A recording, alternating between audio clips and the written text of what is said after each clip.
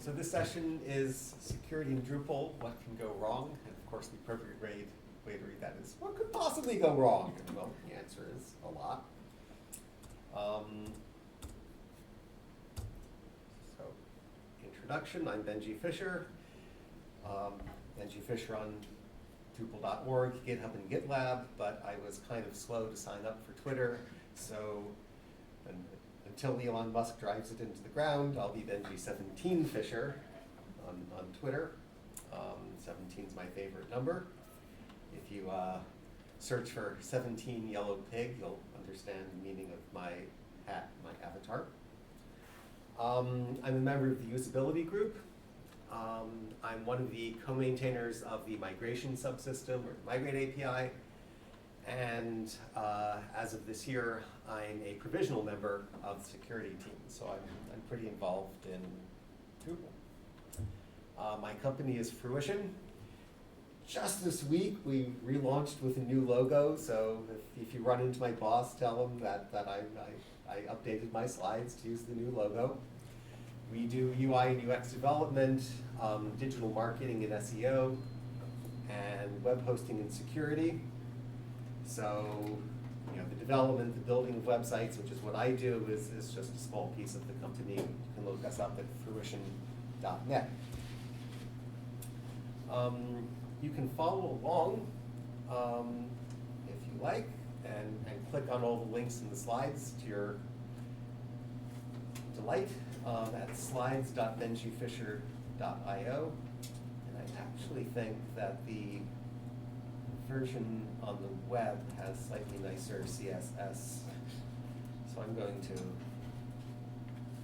switch from the version on my laptop to the version on the web. So to outline the introduction, that's where we are now. What is the OWASP Top 10? I'll ask, what is Drupal? Because I recognize some of the faces here. I know you've been doing Drupal a long time, but there might be some beginners in the room, and also part of the point of the talk is to look at things from an outsider's point of view. So what does Drupal look like to an outsider? And then there are the 10 parts of the OWASP Top 10, which maybe I won't bother to read them all. They don't even all fit on one slide, so I continue the outline on the second slide, and we'll get to a conclusion at the end, because that's how we organize things. A lot of my slides borrow from Peter Wollinen's Cracking Drupal presentations, and I also borrow from OWASP.org, which has a Creative Commons share-alike license. All of my slide presentations have a similar share-alike license.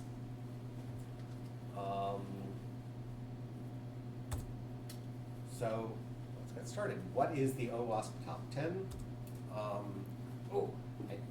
I recently committed it to memory. I didn't have to check the slide. OWASP is Open Web Application Security Project.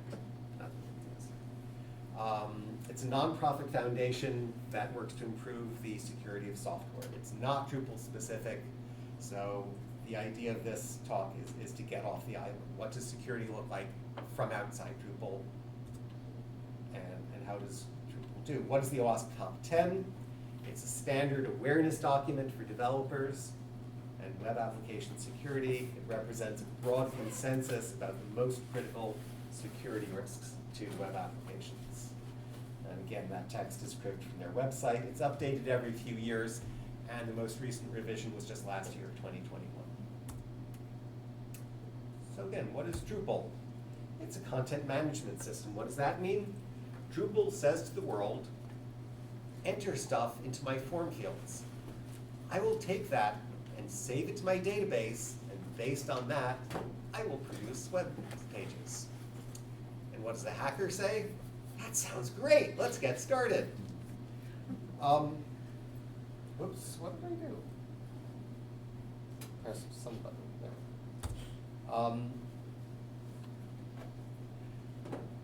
So probably some of you have seen this before, exploits a mom. Hacker sees a form on the web and labeled name and decides to type in Robert. close quote, right paren, semicolon, drop table students, semicolon, dash, dash. And the hope is, the hacker's hope, is that somewhere on the back end, the PHP code running the site is going to say $SQL variable equals, quote, insert into student's name values, quote, and then interpolate $name, whatever comes from the form. And if that is what's happening on the back end, then when you filled out the name form this way, you'll get 2 lines of SQL. The first one is insert into students name values of Robert, which looks normal. But then a new statement, drop table students, semicolon, dash, dash, quote, right paren, quote. Who knows what the dash, dash does in SQL? Yes? The comment delimiter, right? Right, it's the comment delimiter. Yeah. So the point of ending your name entry in the form with the dash dash is that that's the comment. Anything that comes after that will be commented out, so we don't have to worry about balanced parentheses and quotes and stuff. All of that stuff just gets commented out. Does anyone recognize this example? It's from XKCD. Little Bobby tables, we call them. School calls up the mom and says, yes, we've lost all of our student records for the year. I hope you're happy. And her response is, and I hope you've learned to sanitize your database inputs. And XKCD is also very generous about licensing. So they also have a Creative Commons license. So that's what Drupal is. It's a CMS. And I guess maybe my point here in these last 3 slides is that from a security point of view, a web CMS is the worst idea ever. Like, you're sort of just asking people to come and hack your website. Just type stuff into my forms, I'll deal with it. Yeah, right. Drupal is also an active international open source software project. From the Drupal website about page, the Drupal community is one of the largest open source communities in the world, more than 1 million passionate developers, designers, trainers, yada, yada, yada, and sponsors working together. Drupal takes security seriously. If you look at security.drupal.org team members, it gives the sort of mission statement. The team is an all-volunteer group of individuals who work to improve the security of the Drupal project. Members of the team come from countries across 3 continents. We should get some people from South America, that would make it 4. The team was formalized in 2005 with a mailing list and has had 3 team leads in that time. So let me hit escape and go to the overview of the presentation. As I said, there are 10 items in the OWASP list of top 10. Broken access control, cryptographic failures, injection. A couple of blank columns here, and secure design and security misconfiguration. Vulnerable and outdated components. 3 more. So as you can see, I've given this presentation a few times, and each time I fill in another column. So I'm going to inflict on you the one that I added for this conference, cryptographic failures. And there's generally time in the presentation to go through 2 of these. So once I'm through with that, I will give you a choice. So you can start thinking about it. Do you want broken access control, or injection, or vulnerable and outdated components? So 3 choices for part 2 of the talk. Oh, and the other thing I want to say is, if you have questions, shout them out now. Don't wait till the end. I've got a slide at the end that says questions, but I really appreciate being interrupted. It's not a problem at all. So if you have a question, I really prefer if you, it shows you're paying attention. So I appreciate it if you ask it. And any questions at this point about what is OWASP Top 10, what is Drupal? Hearing none. So let's go into cryptographic failures. So a few of the things listed on the OWASP page are data transmitted in clear text, so data that should be private, that is not properly protected. Old or weak cryptographic algorithms or protocols, encryption not enforced, or deprecated hash functions such as MD5 or SHA-1. So I'll go into more detail about some of these, and actually there should be a fifth bullet point saying ... because this is just a few of the items listed on the main page. In fact, one of the nice things about doing your presentations in HTML is you can click on the link. Just here's the long list from which I summarize those 4 points. So there's lots more. So one point is to keep it simple, is that if you're not a cryptography maven, don't try to do it yourself. This stuff actually is complicated. Know your limits, know what you can do, but also know when you should call an expert. And that's sort of a recurring theme in security. Don't do yourself things that are actually really important and need a lot of attention to and have already been done for you. So what sort of data on your website does need to be protected? It's not that early in the morning, come on, you've had your coffee. Patient health information. Patient health information, great example. PPI. Say again? PPI. PPI, personal, wait a minute, personal something information. PII? PII. Yeah, it is really. Personally identifiable information. Yeah, that's the easiest typo to make. You have one repeated thing and you do the other one. Right, and of course there are, it's not just a good idea, but there are laws behind medical information, personally identifiable information. Even though we're all in the US, the European Union GDPR regulations apply to us if someone in Europe happens to be looking at our webpage, which we put on the World Wide Web. So we have to pay attention to the laws as well as to good ideas. Any other examples of information that should be protected? Passwords. Passwords, yeah, biggie. So I put together a little list. We've got most of them. Passwords, API keys, I'll say a little more about that.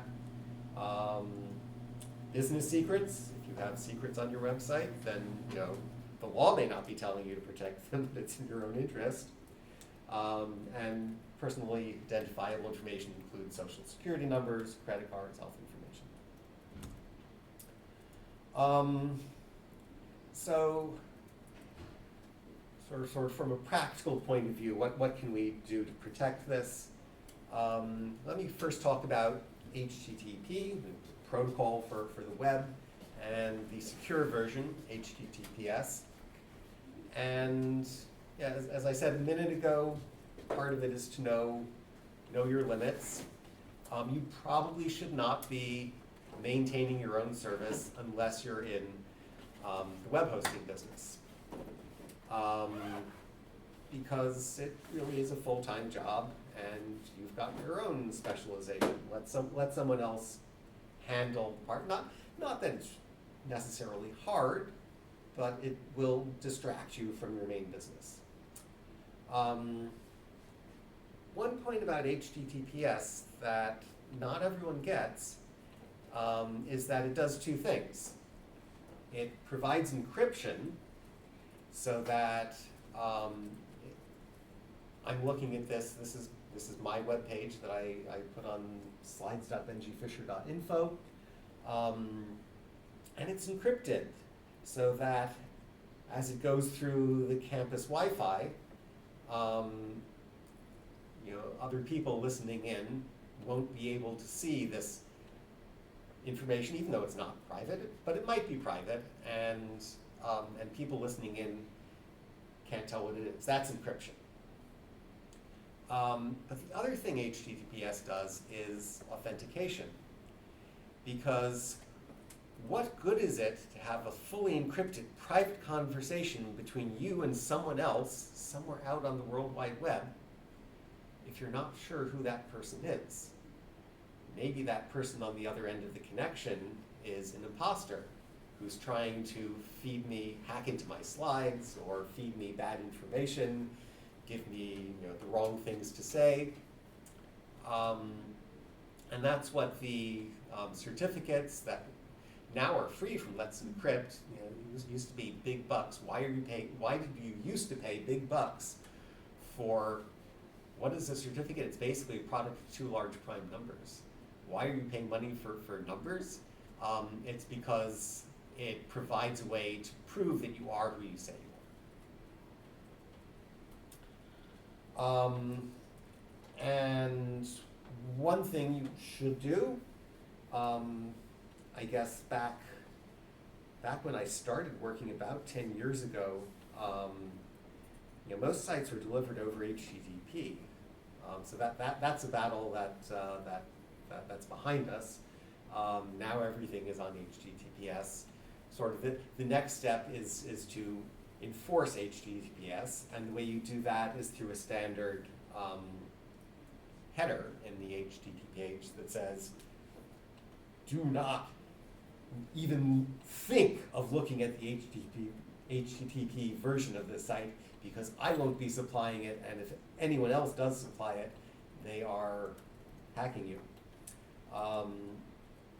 And you can add that HTTP header at your CDN if you're using Cloudflare or Fastly. If you're not using CDN, you can add it at the server. If you don't want to mess with the servers, you can use the security kit module, which has a lot of uses, one of which is to add the strict transport security header for you.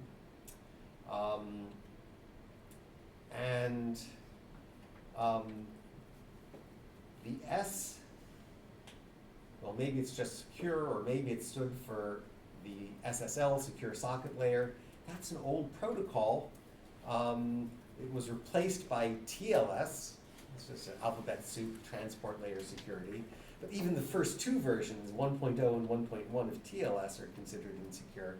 So you have to use 1.2 plus. How do you keep track of this? Well, this is why you shouldn't be maintaining your own servers. And I try to know my own limits. I don't keep track of all of this stuff. But there are tools you can use. So one is called SSL Labs. This is provided by some company that wants to sell you its services, but I believe that that the information they give you is reasonably correct. And I'm pretty sure that they know more about it than I do. So I ran this last night, so I think it's going to regenerate a report. I was hoping I could get the saved version. But the saved version is what I took a screenshot of yesterday. And it's nice to know that Drupal.org gets an A+ rating from this report. And I guess when it finishes, we'll have, it's only 84% complete.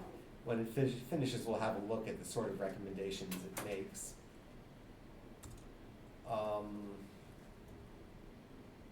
Okay, so we'll come back to that.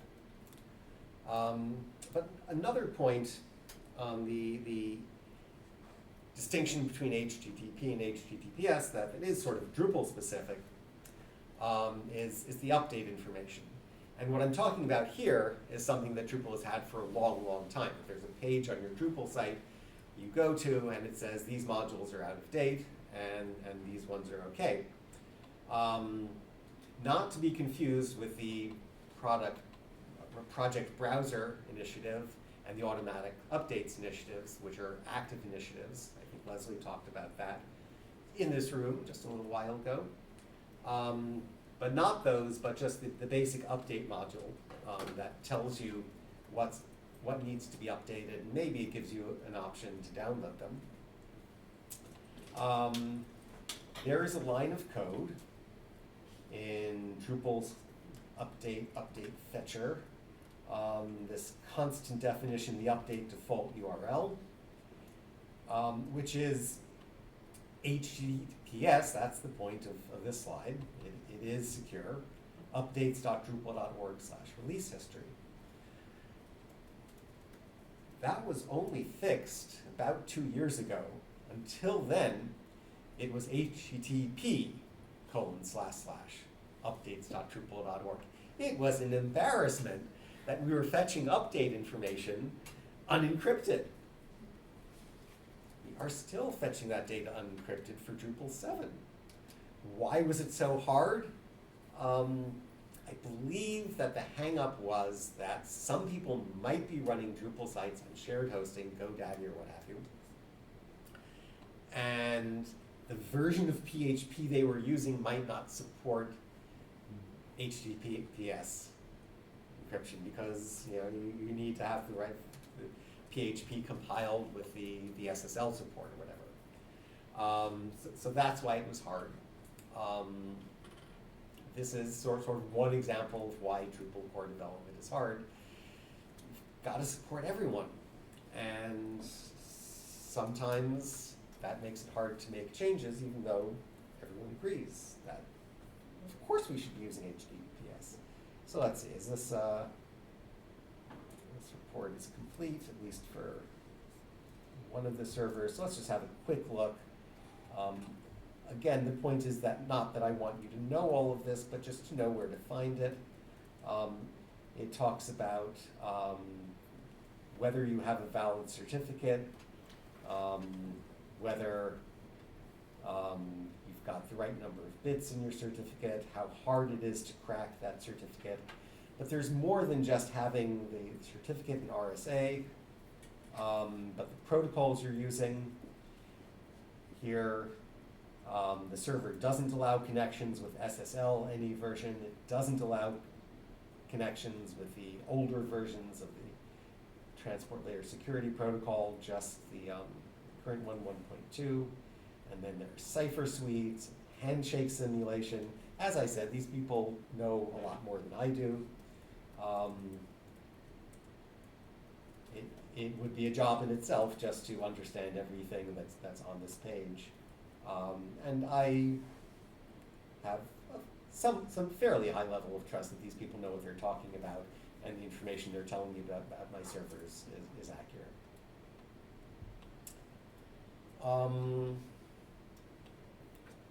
Right, so HTTP versus HTTPS. Don't trust information that's not encrypted. API keys. I said this is one of the things you need to protect. They're sort of like passwords. And it's the password you use if you're going to use an external service. If you're going to ask Google Translate to translate your page, they're going to charge you some cents every time you do some translation. And the API key they give you is how they bill you. And so if someone else captures your API key, they can start using it to translate text, and Google will bill you for their translation, and you don't want that to happen. And the sort of difference between an API key and a password is that someone gives you the password, you authenticate it, but you're giving the API key to someone else. So you somehow have to have your website configured so that it's going to send the API key off to Google or to SendGrid or whatever external service you're using. So it's sort of a different problem. So we do have to protect them. We don't want people to discover them. And part of that is that you don't commit them to your Git repository, which I've never seen anyone do. What I have seen done is on one project, some people should know better, we're committing an external library to the Git repository. It's not so bad. But it was not a public library. It was something you had to pay for. and they really shouldn't have committed it to their Git repository. I mean, it's not the same as publishing it openly on the web, but actually, their Git repository was on GitHub, and I think it was public, yeah. So once you've taken this private library and put it in your Git repository, put it on public GitHub repository, you're just sort of asking the people who wrote the library to sue you because you're giving away their proprietary software for free. Okay, so they deleted the branch, but they didn't delete the commits. So it was out, it might still be out there to this day. It's hard to guess because a commit hash is this like, what is it, 64 characters or 64 hex digits. But if you can somehow guess that commit hash, you can find that, or at least last time I looked, you could find this proprietary software. So if this ever happens to you, there are tools out there. Search for actually don't search for Big Friendly Giant because that'll give you the movie. Search for BFG Git, which does stand for Big Friendly Giant. And there's a tool for rewriting your Git history to actually remove the commits with maybe they're just problematic because they're large files causing performance problems. Maybe it's something secret that you should never have committed in the first place. But to be safe, you should delete your GitHub repository completely and create a new one. Maybe GitHub provides tools, I don't know. But by default, once it's in a public GitHub repository, it's there. Question. Yeah. So, what is your recommendation to implementing API keys that you need to use in your code as opposed to checking them into the repository? Okay, so what do I recommend doing with API keys? That's the next point on my slide. Okay, sorry. So how do you do it? There is a recently added page on Drupal.org on exactly how to do this. How do you manage authentication credentials, including API keys? This guide gives 3 options. One is to use environment variables.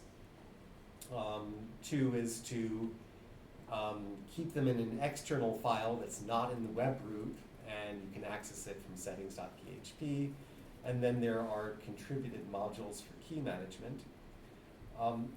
Part of the reason I know about this page is that I played a small part in getting it added. I noticed the discussion on Slack. People were talking about how do you do this, and someone was giving what looked like good advice. And I said, hey, Slack is nice, but it would be even better to have this written down somewhere permanently where people can refer to it. Why don't you take the notes you've already written and put them on a page on Drupal.org? And they did that, so I sort of supplied the suggestion, and they did the work, yay. I then nagged the maintainers of the guide to add this to the menu, because that's the way the documentation guides on Drupal work. Anyone with a Drupal.org account can create a page, but no one will be able to find it until it's added to one of the guides by the guide maintainer. So I nagged for that second step, and they eventually did add it to the page. And then just to prove that no good deed goes unpunished, they made me a maintainer of the guide. So now it's my problem next time it happens. So yeah, they point out those 3 recommendations: environment variables, external file, or contrib module, are sort of in increasing levels of security and increasing levels of inconvenience. And the highest level of inconvenience is to pay for an external service to manage your credentials. And you've got to do the cost-benefit analysis. Someone compromises your Google Translate API key, you can revoke it and create a new one. And really, how how large a bill can they possibly run up translating things when it's pennies per megabyte of translation? But if it's some really expensive secret, if it's a business secret, then you might want to go for Locker or the AWS management service. And just some of the modules involved, there's an encrypt module, which provides sort of a standard way for managing encryption and decryption. I think it does not provide the encryption libraries, but just provides an interface to them. And then there's the key module, which makes it almost as convenient as putting the API key in configuration, which you're not going to do because you're saving your configuration in YAML, which is getting committed to Git. It's almost as convenient as that, but it gives you options. And the option could be an environment variable, could be an external file, could be one of these services. So my own bias is that I tend to focus on Drupal core, and I forget that there are contrib modules out there that are actually useful. So here I'm trying to fight my bias and plug some of the contrib modules that help us. Happy with that answer?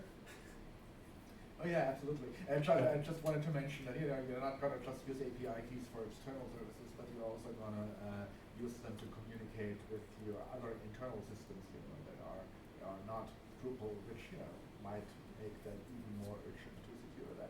Good point. For the sake of recording, someone points out that API keys are not just for external services. They can also be used internally for your Drupal site to communicate with other parts that you maintain. I remember going to a presentation pretty early in my Drupal career that said Drupal is not your website. And his point was that you've got maybe Varnish in front of Drupal, you've got various backends that Drupal talks to. Drupal's an important part of your website, but it's not the whole thing. And sometimes to communicate between the parts, you'll want to use an API key.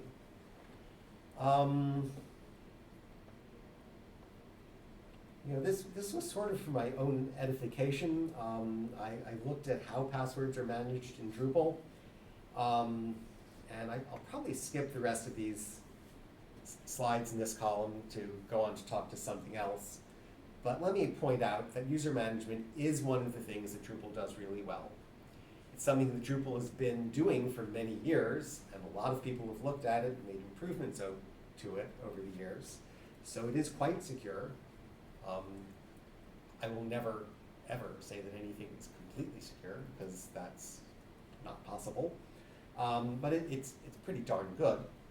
And so yes, use Drupal, use Drupal's user system. Don't try to invent it on your own, because chances are you won't get it right. And I sort of looked through the code to see where, how Drupal handles passwords, how it authenticates, and it does, of course, follow the main rule, which is on this slide. Rule number 1, it's not the last rule, it's the first rule. Don't store passwords in the database, don't store them in the files, just don't store passwords. What you do is you hash a password, or you encrypt it, you store the hashed version, and then when someone sends you a password, you hash that, you compare it to the stored value. So this is why any responsible system you deal with, you say, gee guys, I forgot my password, can you remind me what it was? And the answer is, no, you can't, because we don't store it. But I went through, these slides are kind of code heavy, just a few places in Drupal where the password gets saved. It's a little tricky, but do want to keep an eye on the time and give you the opportunity to talk about one of the other, the OWASP top 10. And so I've been talking about cryptographic failures. We can talk about broken access control, or injection, or vulnerable and outdated components, because those are the things I've prepared. So, Viewer's choice, what do you want? Personally, injections, but That is one of my favorites. So let's talk about A03. What does the A stand for? I don't know. So again, a summary of the OWASP page. What does injection mean? User supplied data is not validated, filtered, or sanitized by the application. So this is the exploits of mom thing from XKCD that I said at the top of the talk. Dynamic queries are used directly in the interpreter. Hostile data, like little Bobby tables, hostile data is used within search parameters to extract additional sensitive records. Hostile data is directly used or concatenated. I guess that fourth point is really what the XKCD thing is about. Yeah, and part of what I like to do with this talk, the first part of the talk didn't really deal with this, but I like to look at actual communications from the Drupal project when something goes wrong. So this was in 2014. SA, Security Advisory Core, the fifth one of 2014. And the process has changed since then. This was sent out by email if you were subscribed, which I was.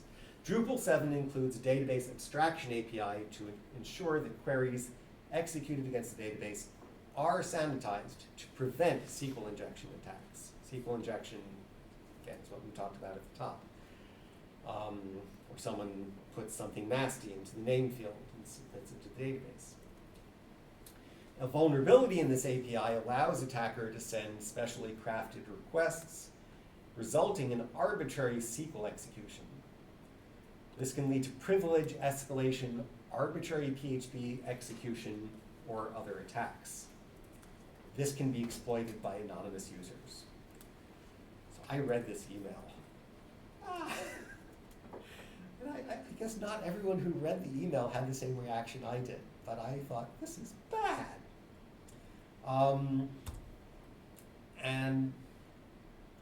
My response, this is a paraphrase because I'm doing it from memory, I didn't dig up the old email, but I sent an email to my boss and to the client of the site I was responsible for, and I said, because of the severity of the vulnerability and the simplicity of the update, we tested and updated the site today.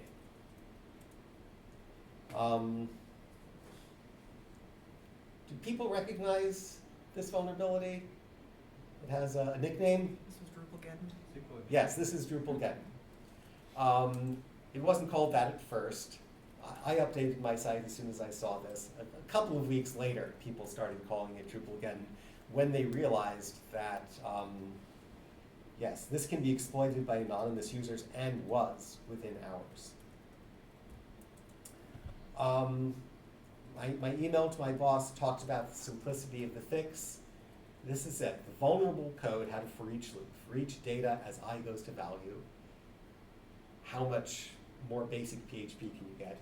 New keys, and concatenate key underscore $I equals value.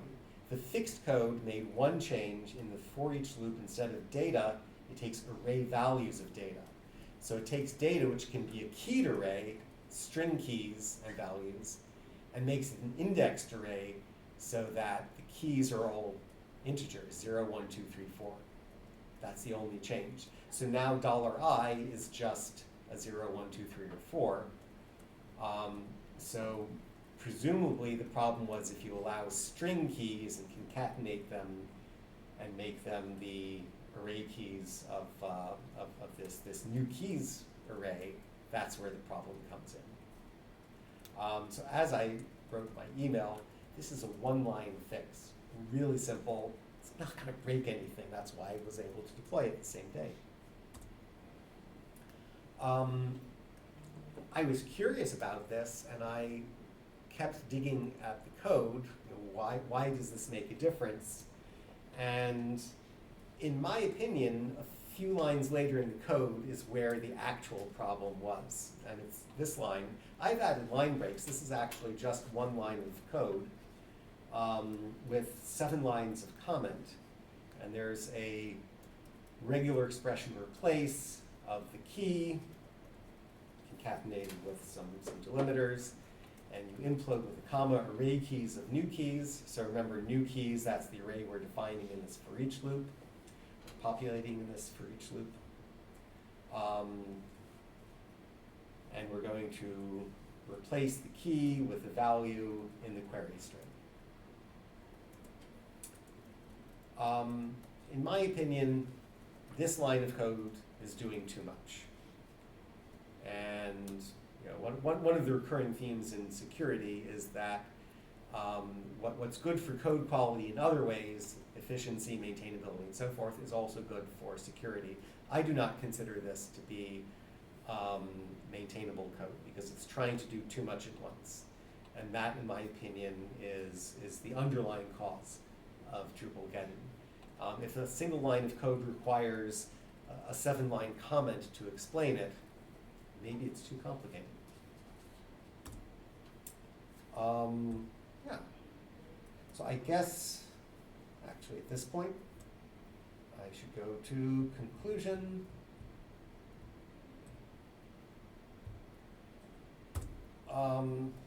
So just a reminder of where we've been. Introduction, we talked about the OWASP Top 10 and what Drupal is. From an outsider's point of view, we talked about cryptographic failures, and we talked about injection. And the slides are online. There are previous versions of this presentation, so you can look at some of the other topics if you're so motivated. And we're in conclusion. Here are some references. My slide decks, of which this is the most recent. The source files, it's a GitLab repository. It was my first experiment in writing my own CI pipeline. So I write my slide presentations in Markdown, and I push to the Git repository, and poof, it shows up on my GitLab IO pages. References the OWASP Top 10 and the most recent revision, link to the security team, the Drupal core release cycle, and security advisories. So back 10 years ago, these were sent by email. If you were subscribed, you can now get them on drupal.org/security. And they've recently reorganized this page. I knew that was in the works. First time I've seen the new, simpler version. So a month ago, there was a problem with the search API that was fixed. There are a few contrib modules that can help with security. The security review gives you a checklist of common problems, things to worry about. Paranoia module, I mentioned the security kit module. It has various things that can also be done at the security level.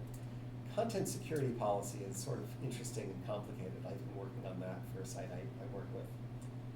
There's a Drupal distribution called Garter that sort of has security in mind. It sets some configuration from the start that helps secure things. So sort of limiting time windows and such. I think by default, a one-time password link is good for 24 hours. Should be 24 hours. Email gets delivered right away these days. 15 minutes should be plenty. There's the two-factor authentication module, which unfortunately is still in alpha. If I had a free week, I would love to work on that and try to get it cleaned up and ready for release. And as I said, there's a slide for questions at the end and the copy left. And I'm just on time. Any more questions? Have you gotten any takeaways that you can think about at your day job? Go ahead. Have you ever worked with any, I'll call them a front-end security scanning tools like OWASP SAP or tools that basically drive a browser and then try to run injection attacks or other such things. And have you found any of them to be particularly useful? Have I worked with automated security testers? I have not. I've been given the reports from some and said, can you remediate these? And they have their uses. They have a lot of false positives. And they're sort of limited. I have not much experience, so I can't make any recommendations. Thank you. Sure.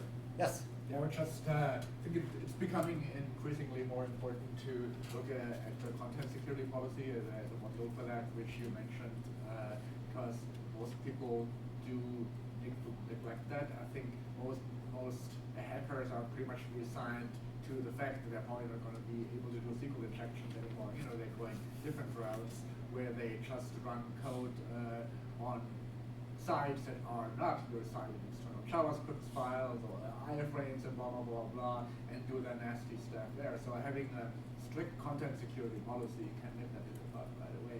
It's a lot of work and it's a big pain in the ass to implement because you have to allow pretty much every external resource on a case-by-case basis, but that's the only way to be really secure. Yeah, so let me summarize that for the recording. Comment is that we've done a pretty good job of preventing SQL injection. So these days hackers are injecting things through JavaScript and such. And one of the important ways of protecting against that is the content security policy. It's an HTTP header. It takes some work to get it tuned. You have to figure out exactly what JavaScript and CSS sources you're going to trust and list them. JavaScript sort of frightens me because I'm looking at PHP code all the time. And some of the PHP code that I look at is kind of scary. They make basic mistakes in security. But at least the people looking at my website don't have access to that. JavaScript, every line of JavaScript that I write and put on my Drupal site, I then send out to the world. And people can look at that and say, oh, here's where he forgot to do some sanitization or where he opened up a security thing. So anyway, JavaScript kind of scares me. And of course, what really scares me is taking JavaScript from an untrusted source, which you should protect yourself against, and that's what the content security policy does.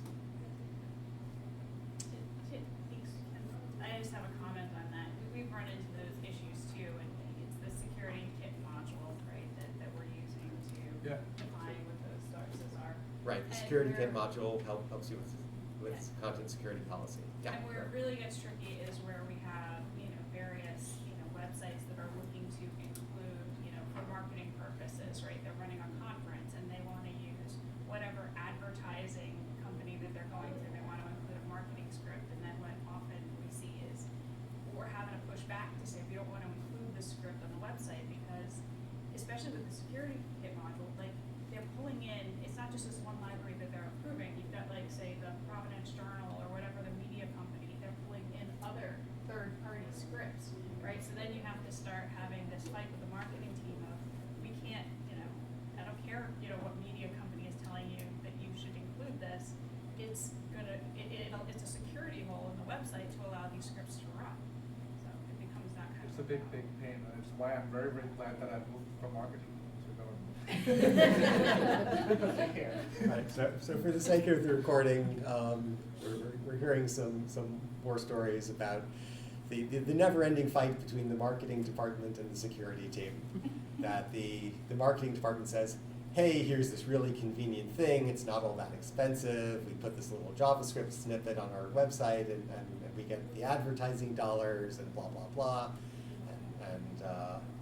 And the security team says, well, yeah, but we don't like including those JavaScript snippets too freely. It's not just security, it's privacy too. It's not just security, it's privacy, yes.